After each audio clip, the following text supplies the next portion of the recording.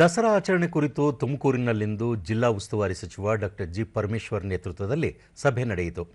ಈ ವೇಳೆ ಶಾಸಕ ಎಚ್ ವಿ ವೆಂಕಟೇಶ್, ಖಾತರಿ ಯೋಜನೆಗಳ ಜಿಲ್ಲಾಧ್ಯಕ್ಷ ಚಂದ್ರಶೇಖರ ಗೌಡ, ಕೇಂದ್ರ ನಾಟಕ ಅಕಾಡೆಮಿ ಪ್ರಶಸ್ತಿ ಪುರಸ್ಕೃತ ಡಾಕ್ಟರ್ ಲಕ್ಷ್ಮಣ್ ದಾಸ್, ಕನ್ನಡ ಸಾಹಿತ್ಯ ಪರಿಷತ್ ಅಧ್ಯಕ್ಷ ಸಿದ್ದಲಿಂಗಪ್ಪ, ಜಿಲ್ಲಾಧಿಕಾರಿ ಶುಭಾ ಕಲ್ಯಾಣ್, ಜಿಲ್ಲಾ ಪಂಚಾಯಿತಿ ಮುಖ್ಯ ಕಾರ್ಯನಿರ್ವಹಣಾಧಿಕಾರಿ ಜಿ ಪ್ರಭು ಸೇರಿದಂತೆ ಮತ್ತಿತರರು ಉಪಸ್ಥಿತರಿದ್ದರು.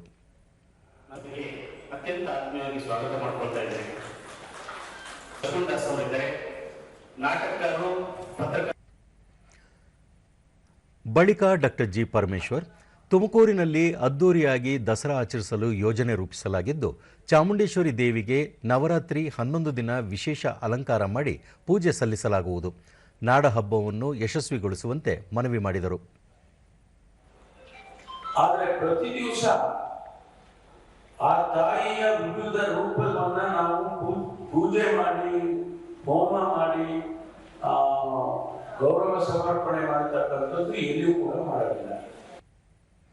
ಶುಭಾ ಕಲ್ಯಾಣ್, ಈ ಬಾರಿ 11 ದಿನ ವಿಶೇಷ ರೀತಿಯಲ್ಲಿ ದಸರಾ ಆಚರಣೆಗೆ ಸಿದ್ಧತೆಗಳನ್ನು ಮಾಡಿಕೊಳ್ಳಲಾಗಿದ್ದು, ಪ್ರವಾಸಿ ತಾಣಗಳ ಅಭಿವೃದ್ಧಿ ಮತ್ತು ಸ್ಥಳೀಯ ಸಂಸ್ಕೃತಿ ಕಲೆಯನ್ನು ಉಳಿಸಿ ಬೆಳೆಸುವುದಕ್ಕೂ ಒತ್ತು ನೀಡಲಾಗಿದೆ ಎಂದರು.